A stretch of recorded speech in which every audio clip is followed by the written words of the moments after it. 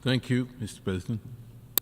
I would like to thank President Dennis Francis for convening this General Assembly meeting in accordance with its Resolution 76/262, which mandates the General Assembly President to call a meeting when a veto has been cast in the Security Council.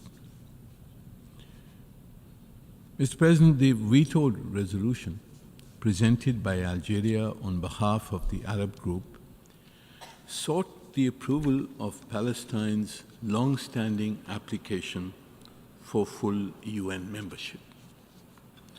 It should be recalled that the General Assembly, through its Resolution 181 of 29 November 1947, unjustly decided to partition Palestine into two states, one Arab and one Jewish.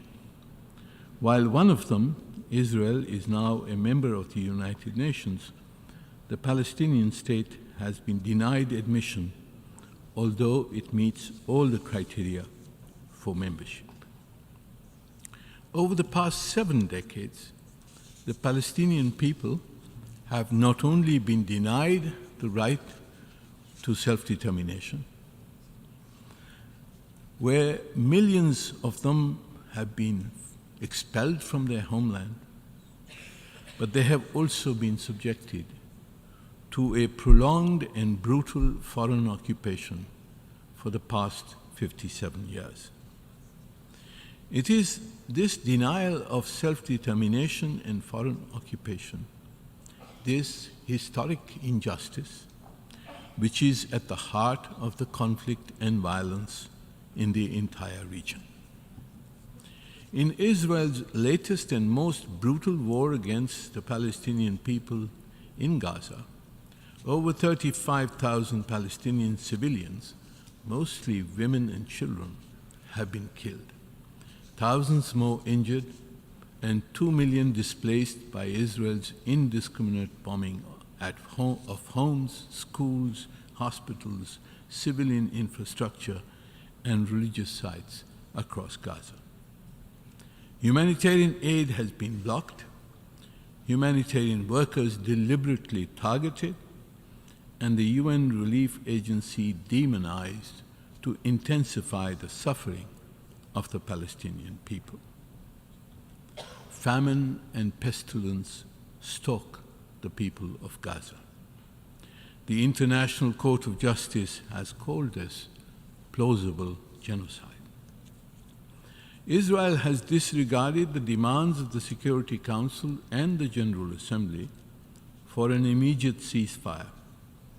It has failed to implement the provisional measures prescribed by the International Court of Justice.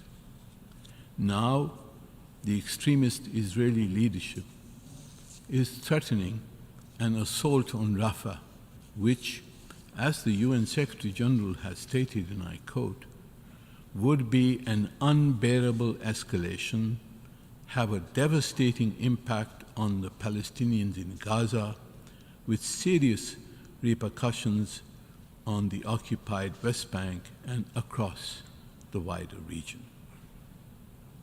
Mr. President, let me tell the Israeli representative that the outlaw Israeli regime cannot divert attention from its crimes by leveling calumny against the Islamic countries. Pakistan, unlike Israel, acts in accordance with international law. This Assembly and the entire United Nations membership must firstly enforce an immediate halt to hostilities and an end to Israel's genocidal actions in Gaza. And we must consider what these actions for enforcement must be. Secondly, we must guarantee unrestricted access to humanitarian aid for the besieged population of Gaza. What has been done so far is much less than what is needed. Thirdly, we must prevent further escalation of the conflict. Israel has tried to provoke such an escalation, and we appreciate the restraint which has been shown in the response.